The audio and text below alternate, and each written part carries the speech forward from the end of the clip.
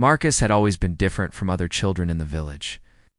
While his friends ran through the streets playing games and shouting with joy, Marcus preferred to sit quietly by his window, watching the world unfold before him. His mother, Alina, often worried about his silence. But his father, Thomas, assured her that their son was simply observant. The small kingdom of Valdres was known for its peaceful ways and fair rulers. King Edmund had governed for 23 years, and his reign brought prosperity to the land. The royal palace stood majestically on the hill, overlooking the village where Marcus lived with his family. Every morning, Marcus would watch the palace guards march in formation, their armor gleaming in the sunlight. At 15 years old, Marcus had developed an unusual skill. He could read people's emotions and intentions just by watching their movements and expressions. This gift, or curse as he sometimes thought of it, made him uncomfortable around crowds. He preferred solitude, spending hours observing life from his bedroom window or the village square's edge. One particular morning in early autumn, Marcus noticed something strange. A group of men dressed as merchants had arrived in the village 3 days ago. They claimed to be selling fine fabrics and spices from distant lands. However, Marcus observed their behavior carefully and noticed inconsistencies. These men moved like soldiers, not traders. Their eyes constantly scanned their surroundings, and they asked too many questions about the palace routines the supposed merchants had set up. Their stall near the village center, directly across from the baker's shop where Marcus often helped his mother buy bread. From this position, they had a clear view of the road leading to the palace. Marcus watched them for hours each day, growing more suspicious with every passing moment. Alina noticed her son's increased interest in the marketplace. "Marcus, why don't you go play with the other children instead of sitting here all day?" she asked one afternoon. But Marcus couldn't explain his concerns without sounding foolish.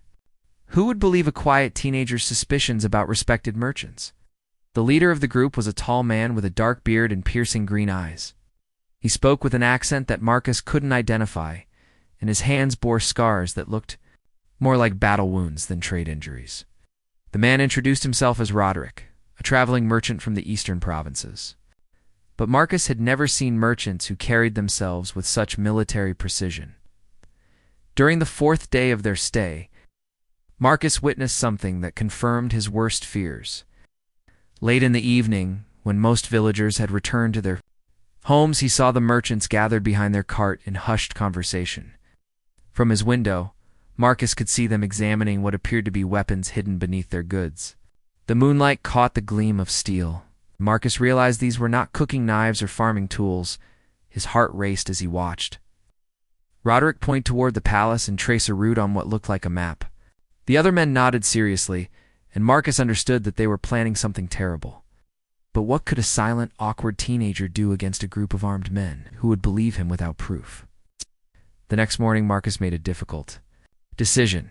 He would try to gather more information, even if it meant putting himself in danger. He had always been invisible to most people, overlooked and ignored because of his quiet nature. Perhaps this time, his ability to blend into the background would serve a greater purpose. Marcus began following the merchants at a distance, using his knowledge of the village's narrow alleys and hidden passages to stay out of sight.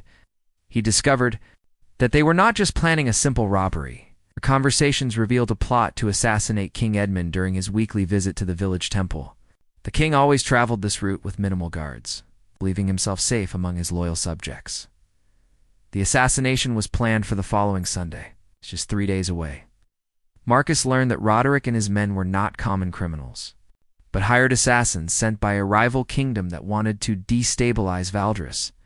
If they succeeded, it would plunge the peaceful kingdom into chaos and potentially lead to war. As Marcus gathered this information, he realized the weight of responsibility on his young shoulders. He possessed knowledge that could save the king's life and preserve peace in the kingdom. But he also knew that approaching the authorities would be difficult. He was known as a strange, quiet boy who rarely spoke to anyone. Would the palace guards take him seriously? The village constable, Sir Henrik, was a kind but busy man who had little time for what he might consider childish fantasies. Marcus had never spoken to him directly. and the thought of confronting authority figures made his stomach churn with anxiety. Yet he knew that his silence could cost an innocent man his life and bring destruction to his homeland. That evening, as Marcus sat by his window watching the merchants finalize their preparations, he made a promise to himself. Would find the courage to speak, regardless of how others might perceive him. His father had always taught him that true bravery wasn't the absence of fear, but acting despite being afraid. The weight of his secret knowledge felt heavier with each passing hour. Marcus knew that the next few days would test everything he believed about himself and force him to step out of the shadows that had always been his refuge. The Silent Watcher was about to become the kingdom's unlikely guardian. As night fell over Valdris, Marcus began planning how he would convince the authorities of the danger that lurked in their peaceful village. He had no idea that his decision to break his silence would set in motion events that would change not only his own life, but the fate of the entire kingdom. The next morning arrived with gray clouds hanging low over the village, matching Marcus's troubled mood. He had barely slept, his mind racing with plans and doubts. As he watched from his window, he saw the false merchants already active, checking their supplies and speaking in low voices. Time was running short. Marcus knew he needed help, but approaching strangers terrified him. However, he remembered old Father Benedict, the village priest who had always been kind to him. The elderly man had noticed Marcus's quiet observations during church services and sometimes smiled encouragingly at him. Perhaps Father Benedict would listen without judgment. After morning prayers, Marcus waited outside the small stone church, his hands trembling slightly. When Father Benedict emerged, Marcus approached him with careful steps. "Father, may I speak with you privately?" he asked, his voice barely above a whisper. The priest's weathered face showed surprise, as Marcus had never initiated conversation before. "Of course, my son. Come inside where we can talk freely." They entered the empty church, and Marcus felt somewhat calmer in the peaceful surroundings. "Father, I've observed something troubling," Marcus began, choosing his words carefully. He explained what he had seen and heard, describing the suspicious behavior of the merchants and the plot he had uncovered. Father Benedict listened intently, his expression growing more serious with each detail. "These are grave accusations, Marcus," the priest said finally. "But I've learned to trust careful observation over hasty judgment. Your reputation for watching and understanding people is known to me. We must act quickly, but we need proof that others will accept." Together, they devised a plan. Father Benedict would speak with Sir Henrik while Marcus continued observing the merchants. They agreed that Marcus should try to overhear more specific details about the assassination plot, particularly the exact time and method planned for Sunday's attack. That afternoon, Marcus positioned himself near the merchant's cart, pretending to help his mother with shopping while actually listening to their conversations. His patient observation skills proved valuable as he gradually pieced together more details of their sinister plan. The assassins planned to strike during the king's traditional blessing ceremony at the temple. King Edmund always walked the same path from his carriage to the temple steps, pausing to greet villagers along the way. Roderick intended to approach the king as a humble merchant seeking an audience, then strike with a hidden blade while his companions created a distraction. Marcus also learned something that chilled him to the bone. The assassins had a backup plan if their primary attack failed. They had positioned archers on the rooftops of buildings along the king's route. Even if Roderick failed in his close-range attempt, the king would not escape alive. When Marcus shared this information with Father Benedict that evening, the priest's face grew pale. "This plot is more elaborate than we imagined," he said gravely. "We must warn Sir Henrik immediately, and he must alert the palace guards." However, when they approached Sir Henrik at his home, they encountered their first major obstacle. Constable was a practical man who dealt with everyday problems like stolen chickens and property disputes. The idea of foreign assassins in his peaceful village seemed far-fetched to him. "Father Benedict, I respect your concern," Sir Henrik said. "But these are serious accusations based on the observations of a boy who rarely speaks to anyone." Perhaps Marcus misunderstood what he saw and heard. Marcus felt his face burning with embarrassment and frustration. This was exactly what he had feared would happen. But Father Benedict stood firmly beside him. "Henrik, this boy has an extraordinary ability to notice details that others miss. I've seen him accurately predict people's behavior based on subtle observations. We cannot ignore this warning." Sir Henrik remained skeptical, but he agreed to investigate the merchants more closely. However, Marcus worried that a direct investigation might alert the assassins and cause them to change their plans or flee before Sunday. They needed a more subtle approach. That night, Marcus made a bold decision. He would sneak closer to the merchants' camp and try to obtain physical evidence of their plot.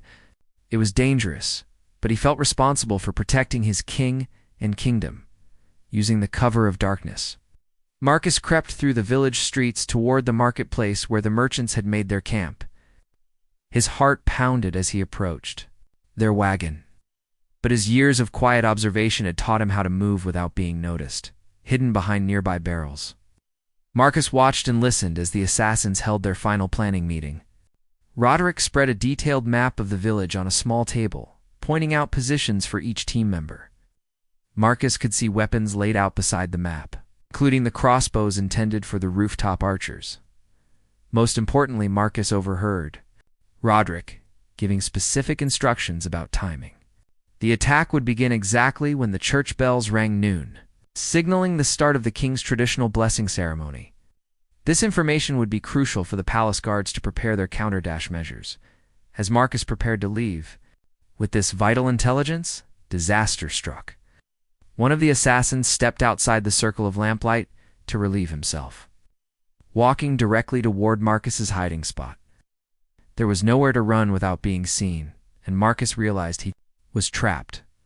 His mind raced as footsteps approached his position. Everything depended on his ability to remain undetected. If the assassins discovered him now, they would either kill him to protect their secret or abandon their mission and escape, leaving them free to strike again at another time. Marcus pressed himself against the wooden barrels, hardly daring to breathe. The assassin was now just a few feet away, and Marcus could hear the man muttering something in a foreign language. The success of his mission, and possibly his survival, hung in the balance of the next few moments. The silent watcher who had spent years observing from safety now found himself at the center of a deadly game where one wrong move could cost him everything.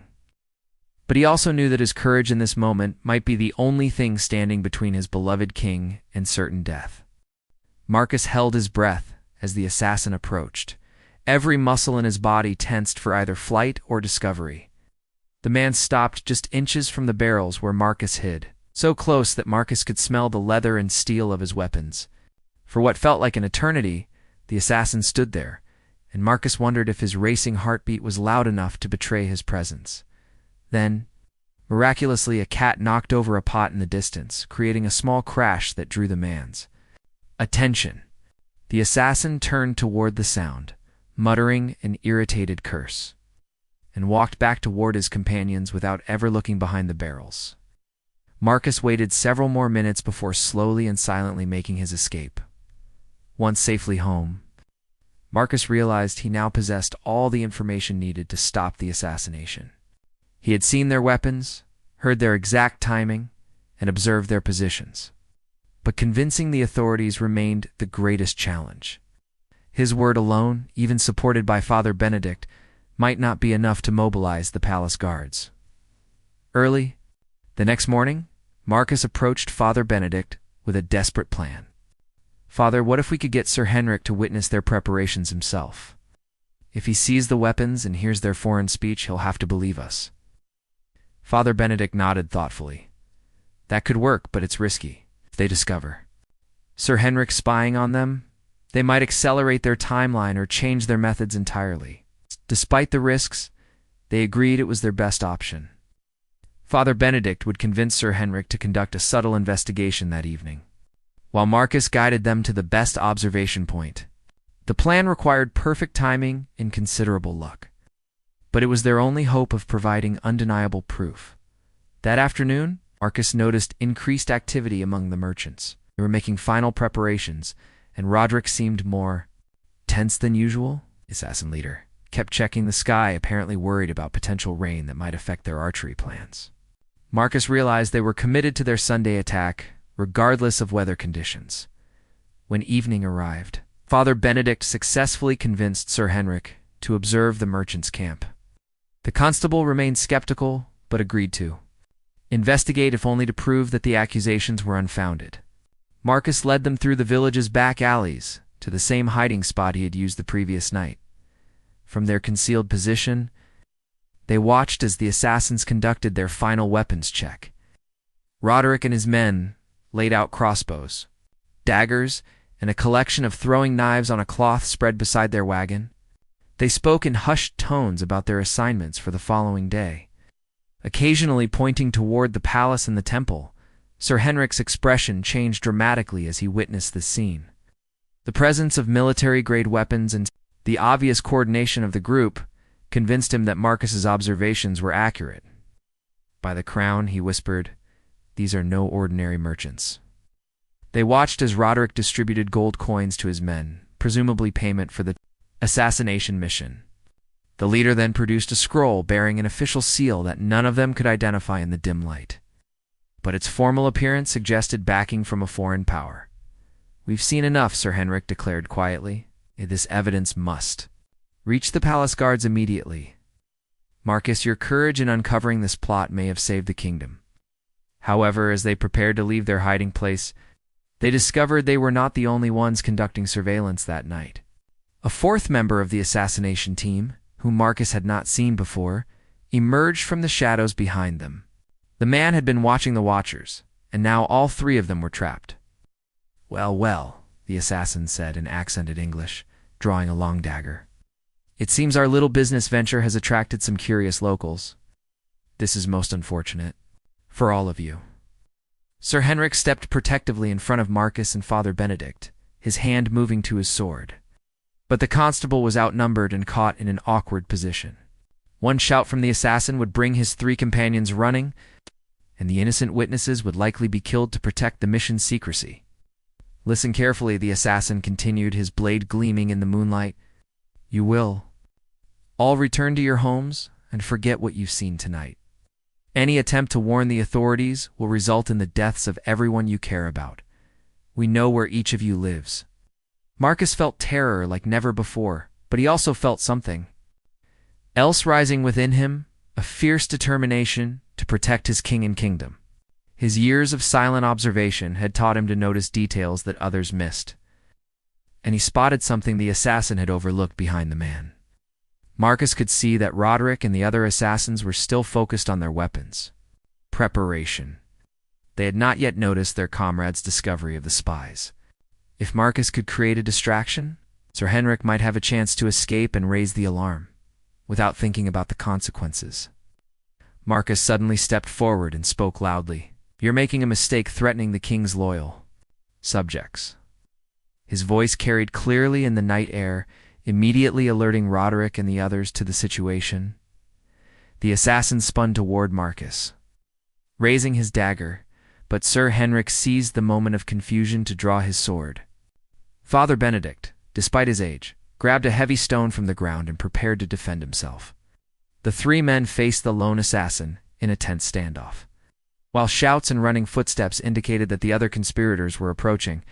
"Rapidly run, Marcus," Sir Henrik commanded. "Get to the palace and warn the guards. Father Benedict and I will hold them here as long as possible." But Marcus realized that running might not be enough. Even if he reached the palace guards in time, the assassins might escape into the night and attempt their mission from a different location or at a different time.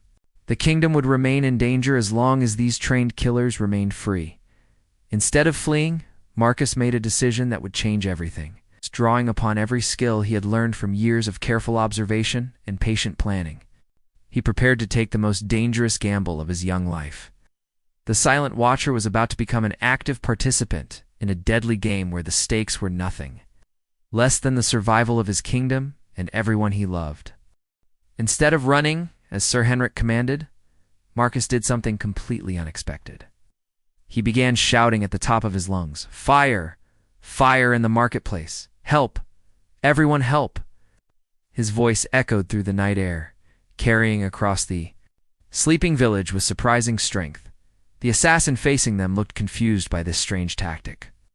But Roderick and his approaching companions understood the threat immediately. Marcus was deliberately raising an alarm that would bring the entire village running to the marketplace. Within minutes, dozens of witnesses would surround their camp, making it impossible to eliminate the three spies quietly. "Silence the boy," Roderick shouted as he ran toward them, but it was already too late. Windows were opening throughout the village, and concerned voices were calling out in response to Marcus's fire alarm. The first villagers began emerging. From their homes, some carrying buckets of water, others holding torches to investigate the supposed emergency. Sir Henrik seized the moment of chaos to his advantage. He struck the assassin's weapon arm with the flat of his sword, disarming the man, then shouted his own warning to the approaching villagers. "These men are foreign assassins. They plot against the king. Surround them and prevent their escape." The scene that followed was unlike anything the peaceful village of Valdres had ever witnessed. The assassins found themselves trapped in the middle of an angry crowd of loyal subjects who would not allow harm to come to their beloved king. Roderick and his men tried to fight their way out, but they were vastly outnumbered by determined villagers armed with farming tools, kitchen knives. In righteous fury, Father Benedict proved surprisingly capable in the confrontation. Using his knowledge of the village layout to help coordinate the villagers' efforts, he directed some to block the main roads, while others secured the assassins, weapons, and supplies. The elderly priest showed remarkable courage for a man of peace. Standing firm against trained killers to protect his community, Marcus watched in amazement as his desperate plan succeeded beyond his wildest hopes. The quiet village had transformed into an organized force united by common purpose. His years of observation had taught him that people would respond instinctively to certain threats, and he had correctly predicted that a fire alarm would bring immediate help. However, the victory came at a cost. During the struggle, Roderick managed to wound 2 villagers before being overwhelmed and captured. The assassin leader fought with the desperation of a cornered wolf, knowing that capture meant certain execution for treason against the crown. His final act of defiance was to destroy the scroll bearing his foreign patron's seal, depriving the authorities of evidence about who had hired him as dawn broke over the village. Sir Henrik had successfully secured all 4 assassins, though one had been killed during the chaotic fight. The remaining 3 were bound and under heavy guard, awaiting transport to the royal dungeons. The weapons cache was secured as evidence. Including the crossbows intended for the rooftop attack, Marcus found himself thrust into an unfamiliar role as the hero of the hour. Villagers who had barely noticed him before now approached with gratitude and praise for his courage. His mother Elena wept with pride and fear, realizing how close she had come to losing her son. His father Thomas clapped him on the shoulder, saying, "You found your voice when it mattered most, my boy." But Marcus felt overwhelmed by the attention and praise. He had acted on instinct and desperation, not from any sense of heroism. The thought of what might have happened if his plan had failed still made his hands shake.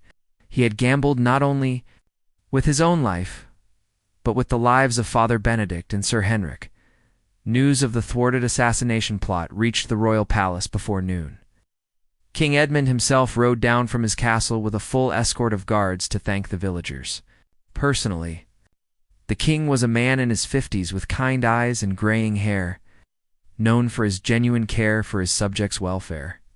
When King Edmund met Marcus, the young man could barely speak. The reality of standing before the person whose life he had saved felt surreal. "Your Majesty," he managed to say, bowing awkwardly. "Rise, young Marcus," the king said warmly. "Sir Henrik has told me of your remarkable courage and keen observation. You notice what trained soldiers and experienced officials missed. Your kingdom owes you a debt that can never be fully repaid." King Edmund announced that the 3 surviving assassins would be tried for treason and attempted murder. The trial would be held in the capital city, and Marcus would be called as the primary witness.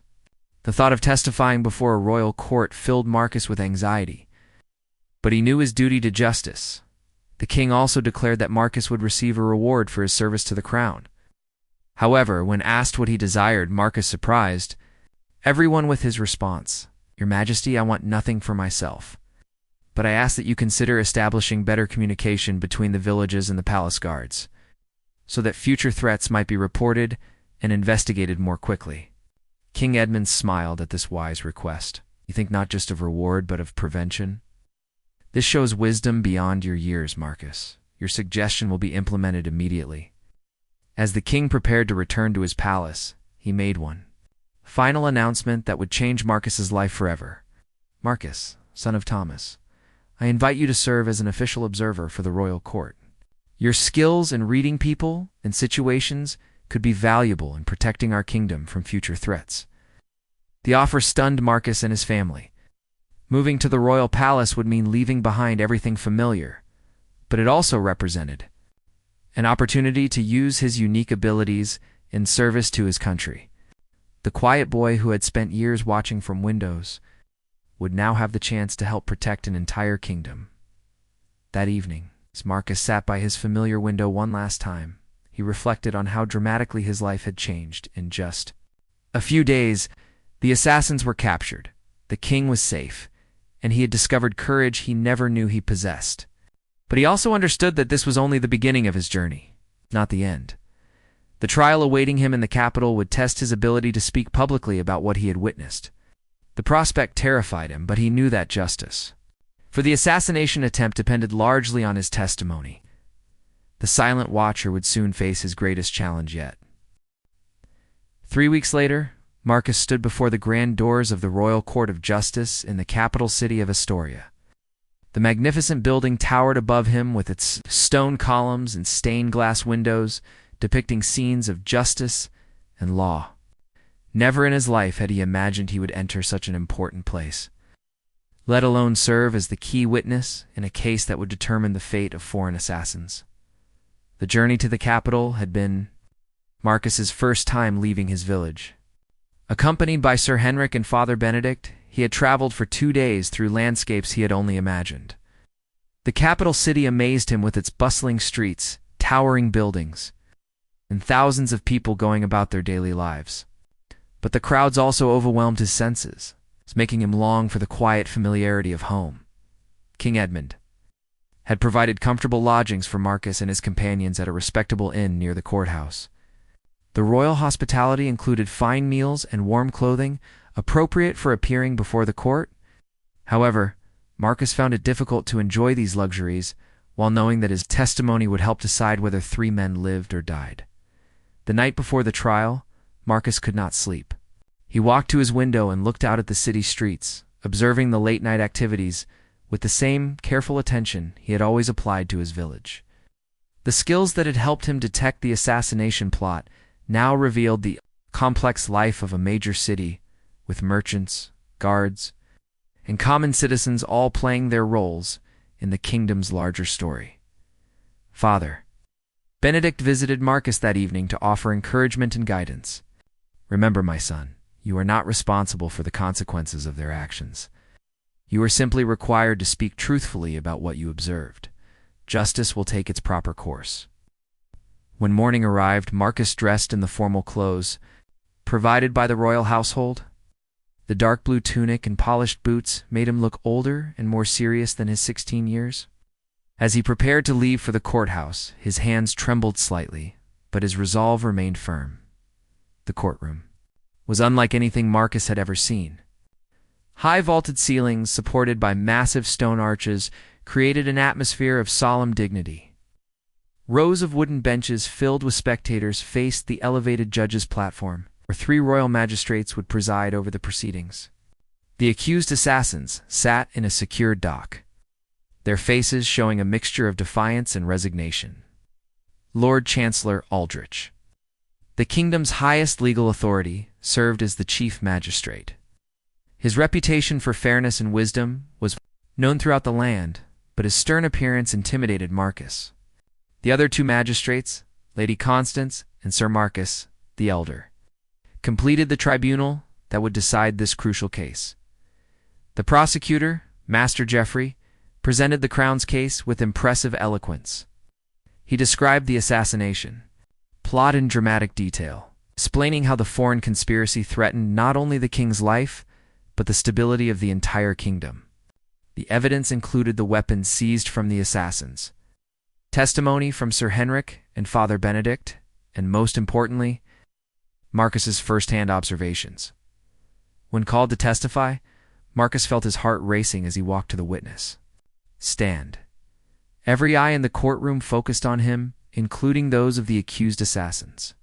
Roderick stared at him with undisguised hatred, clearly blaming the young witness for the failure of his mission.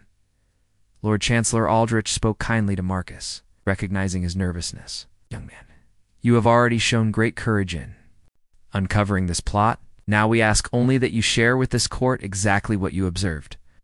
Take your time and speak clearly." Marcus began his testimony in a quiet voice, but as he described his observations, his confidence grew. He explained how he had first noticed the suspicious behavior of the false merchants, detailing the specific actions and conversations that had revealed their true purpose. His ability to recall precise details impressed the court and lent credibility to his account. The defense attorney, Master Cornelius, attempted to challenge Marcus's testimony by questioning his age and experience. "My lords, how can we trust the observations of a mere boy against trained men? Perhaps he misunderstood what he saw and heard. But Marcus's detailed knowledge of the assassination plot, combined with the physical evidence, made his testimony impossible to dismiss. When Master Cornelius asked him to explain specific technical aspects of the weapons found in the assassin's possession, Marcus surprised everyone by providing accurate descriptions of their military origins and intended uses. "I spent many hours observing these men," Marcus explained calmly. "I learned to distinguish between the tools of honest merchants and the weapons of professional killers. The crossbows in their possession were designed for warfare, not hunting or protection during travel." The most dramatic moment of the trial came when Roderick himself was called to testify. The assassin leader maintained his innocence, claiming they were indeed merchants who carried weapons only for protection during dangerous travels. However, his story crumbled under Master Geoffrey's skillful cross-dash examination. Marcus watched as Roderick's composure finally broke. The assassin's military bearing and tactical knowledge became obvious as he answered questions about his background. In training, his attempts to maintain the merchant disguise became increasingly unconvincing. And several spectators in the courtroom gasped when he accidentally referred to King Edmund using military terminology typically employed by enemy forces. The trial continued for 3 days, with witnesses and evidence presented in careful detail. Marcus testified twice more, answering additional questions about the timeline of events and the specific threats he had overheard. Each appearance before the court became easier for him, as he realized that his quiet observation skills were actually valuable assets in this formal setting. On the final day of testimony, King Edmund himself appeared in the courtroom. The entire assembly rose as he entered, and Marcus felt honored to be in the presence of the man whose life he had helped save. The king did not testify directly, but his presence emphasized the seriousness of the crimes being judged. During closing arguments, Master Geoffrey praised Marcus's courage and intelligence, describing him as an example of how ordinary citizens could serve their kingdom through vigilance and civic duty. Master Cornelius made a final attempt to portray the defendants as misunderstood merchants, but his arguments lacked conviction in the face of overwhelming evidence. As the magistrates retired to consider their verdict, Marcus realized that his role in this historic trial was nearly complete. Win or lose, he had done everything possible to ensure that justice would be served. The quiet observer had found his voice in the most important moment of his life, and he had used it to defend truth and protect his kingdom. The verdict would not only determine the fate of 3 foreign assassins, but would also mark the beginning of Marcus's transformation from a silent village boy into a trusted servant of the crown. The trial that had shaken the kingdom was about to reach its conclusion. The courtroom fell into absolute silence as Lord Chancellor Aldrich rose to deliver the verdict. Marcus felt his heart pounding as 3 days of testimony and evidence were about to culminate in a judgment that would determine not only the fate of the accused assassins, but also the future security of the kingdom. After careful consideration of all evidence and testimony presented, Lord Chancellor Aldrich announced in his powerful voice. This tribunal finds the defendants guilty of conspiracy to commit treason, attempted assassination of His Royal Majesty, King Edmund, an unlawful entry into the kingdom with intent to cause harm. The courtroom erupted in whispers and gasps. Roderick's face showed no emotion, but his two surviving companions visibly slumped in defeat. Marcus felt a mixture of relief and sadness. Justice would be served, but 3 lives would end because of their terrible choices. However, the Lord Chancellor continued, raising his hand for silence. This tribunal also recognizes that these men were instruments of a larger conspiracy. They must face the full consequences of their actions. We acknowledge that they served foreign masters who remain unpunished. The sentences were pronounced with solemn gravity. Roderick, as the leader, would face execution within the week. His 2 companions would spend the rest of their lives in the royal dungeons, their freedom forfeited for their crimes against the crown. The verdicts were harsh but fair, reflecting both the severity of their crimes and the mercy shown to those who were merely following orders. King Edmund rose to address the court after the sentences were announced. This trial has revealed both the vulnerability of our peaceful kingdom and the strength of our loyal subjects. Young Marcus, through his vigilance and courage, exemplified the best qualities of our people. Let this case serve as a warning to those who would threaten our realm and as an inspiration to all who serve the cause of justice. Following the trial's conclusion, Marcus was invited to a private audience with King Edmund in the royal palace. Walking through the magnificent halls he had only observed from a distance, Marcus marveled at the tapestries, paintings, and statues that decorated the residence of his sovereign in the king's private study. Surrounded by books and maps, Marcus finally felt comfortable enough to speak openly with the monarch he had helped protect. King Edmund was less formal and private, showing genuine warmth and curiosity about his young protector. "Marcus, your testimony was crucial to securing these convictions," the king said. "But more than that, your initial observations prevented a tragedy that could have plunged our kingdom into chaos. I meant what I said about offering you a position at court. Have you considered my proposal?" Marcus had indeed considered the offer carefully during the trial proceedings. The prospect both excited and terrified him. "Your Majesty, I am honored by your offer, but I fear I lack the education and social skills necessary for court life.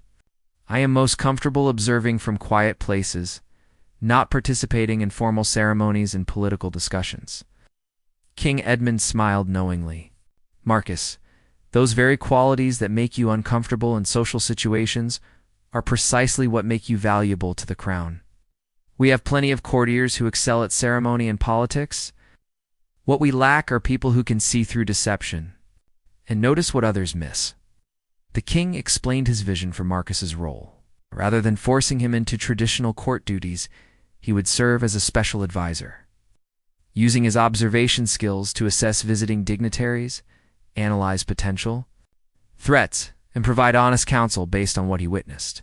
It was a position created specifically for Marcus's unique abilities. "I would provide you with tutors to improve your formal education," King Edmund continued. "But your natural intelligence and moral character are already well developed. Most importantly, you have proven that you will act courageously when the kingdom's welfare is at stake." After much consideration, Marcus accepted the king's offer, but with conditions. He requested permission to return home regularly to visit his family and maintain his connection to the village that had shaped his character. He also asked that Father Benedict and Sir Henrik be formally recognized for their roles in thwarting the assassination plot. King Edmund granted both requests immediately. Father Benedict received an official commendation and funding to expand the village church's charitable work. Sir Henrik was promoted to regional constable, giving him authority over law enforcement in several surrounding communities. The king understood that rewarding loyalty and courage would strengthen the entire kingdom. Marcus's transition to court life proved challenging, but ultimately successful. His quarters in the royal palace included a private study with large windows overlooking the kingdom, allowing him to continue his beloved practice of observation.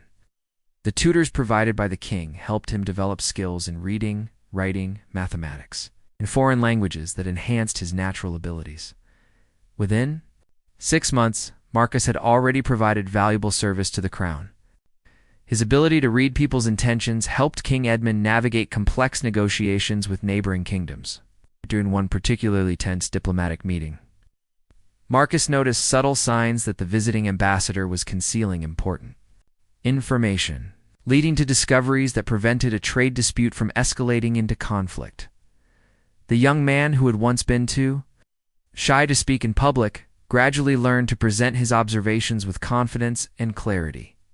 He never became comfortable with large social gatherings, but he found his voice when discussing matters of importance to the kingdom's welfare. A year after the trial, Marcus returned to his home village to visit his family and friends. The community welcomed him as a hero, but he was struck by how much he had changed since leaving. The quiet boy who had watched the world from his bedroom window had become a trusted advisor to the king, respected throughout the realm for his wisdom and integrity. Standing once again at his childhood window, Marcus reflected on the extraordinary journey that had begun with suspicious observations of false merchants. His decision to break his silence had not only saved the king's life, but it also revealed his own potential for service and leadership. Father Benedict, now elderly but still energetic, visited Marcus during his homecoming. "You've grown into the man I always believed you could become," the priest said warmly. "Your gift for seeing truth beneath surface appearances has served the kingdom well." Marcus smiled, remembering the frightened teenager who had once struggled to report his concerns about the assassins. "Father, I learned that silence has its place, but so does speaking when speaking can prevent harm. The challenge is knowing when each is appropriate." As Marcus prepared to return to the capital, he made a promise to himself and his community. No matter how high his position or how complex his duties became, he would never forget the simple values and honest observations that had guided him from the beginning. The silent watcher had found his voice, but he would always remember the power of careful observation and quiet wisdom. Years later, when historians wrote about the thwarted assassination plot and the trial that followed, they would describe it as a turning point in the kingdom's history. The events demonstrated that threats could come from unexpected sources and that salvation could come from equally unexpected heroes. Marcus continued serving King Edmund for many years, helping to maintain peace and security throughout the realm. His story became a legend told to children, encouraging them to stay alert, speak up when necessary, and remember that even the quietest voice can change the course of history when used in service of truth and justice. The kingdom of Thunderous remained peaceful and prosperous, protected not only by its army and walls, but by the vigilant eyes and loyal hearts of citizens who understood that freedom and safety were precious gifts that required constant guardianship. The silent watch continued, carried out by many eyes, and hearts united in their devotion to justice and the common good.